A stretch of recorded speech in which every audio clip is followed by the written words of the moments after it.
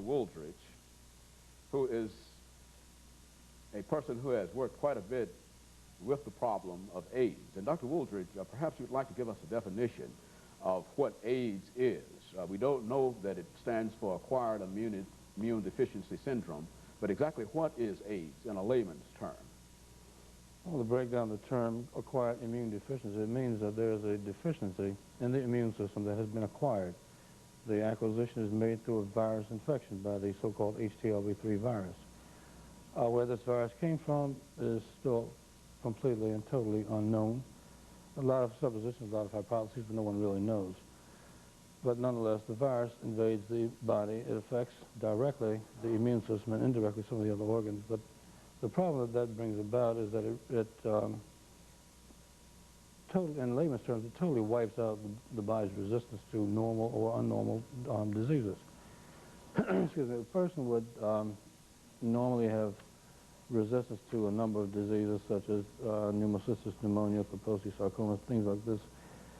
In the presence of AIDS, in the presence of this damaged immune system, these people would then become subject to these kinds of diseases. Again, it's the kind of disease that someone normally would never have, would never catch. These diseases assume a degree of severity that is, in most cases, life-threatening. The pneumocystis pneumonia, for example. The only people it's known to exist in are those people whose immune systems are damaged, and pneumocystis pneumonia is responsible for about 65 to 70% of all deaths associated with AIDS. And so it really is a disease that affects the immune system of the body, thus allowing various other diseases to deal the final blow. Now, what about this virus? Is there any possibility of finding a cure for it? We've indicated in many instances in our introductory statement, for example, that it's a disease that has affected the gay communities in Nashville and throughout the nation. Exactly what does that mean in layman's terms? Well, in terms of finding a cure, you know, we've got a lot of antibiotics and so on, different kinds that can take care of a variety, a huge variety of different types of bacteriological disorders. Viral disorders has remained and still remains to be one of the hardest to treat type of disorders that we have to associate with.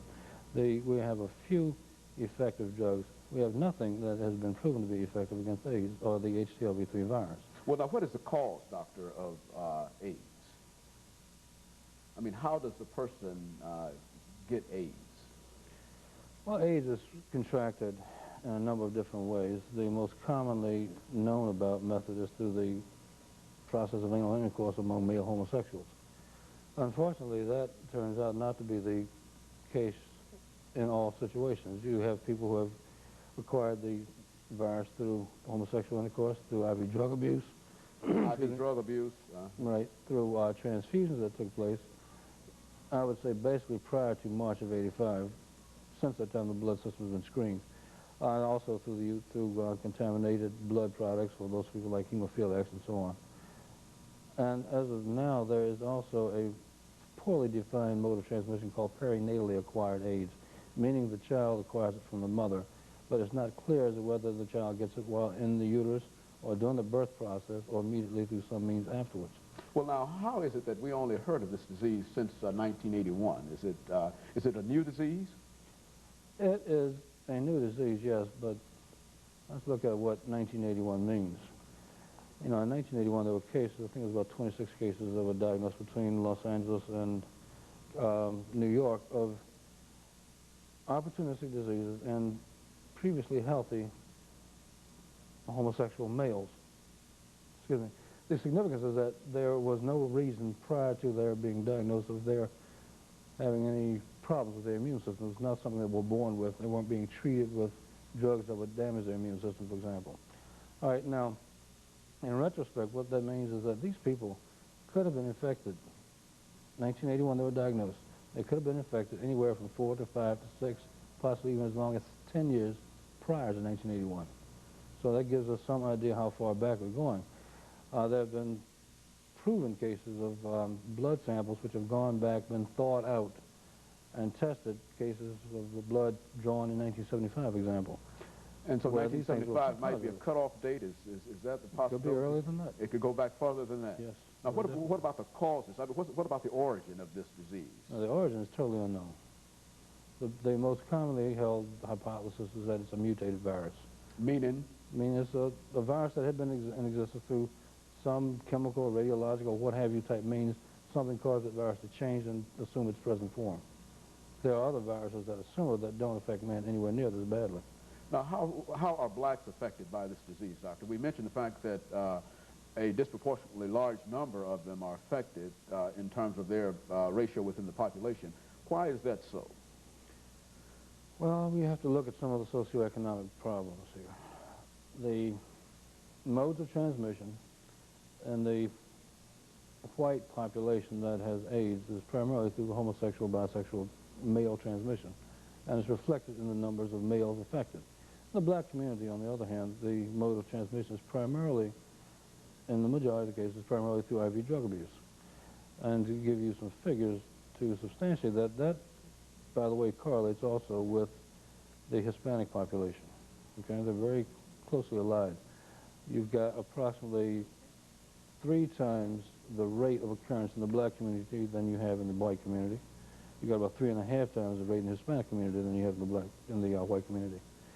You've got 15 times more pediatric cases occurring in the black community than you do in the white. You've got 50% of all female cases of AIDS are black or Hispanic. To give you some of the reasons as to why this might take place, a prime example of that would be a group of IV drug abusers equally distributed between black, white, and Hispanic were looked at in New York in 1985, early 85, I believe it was. And they counted those, they collected all those folks who identified all those people who had AIDS. And it was found that 42% of this population, 42% of these people with AIDS were black, 42% of those people with AIDS were Hispanic, and the balance being white. Doc, we've got about a minute. In this last minute, could you perhaps summarize what you see as some of the future problems dealing with this disease? Well, the future problem is very rapidly. The things you have to consider is that you have a very large number of black people who are on IV drugs.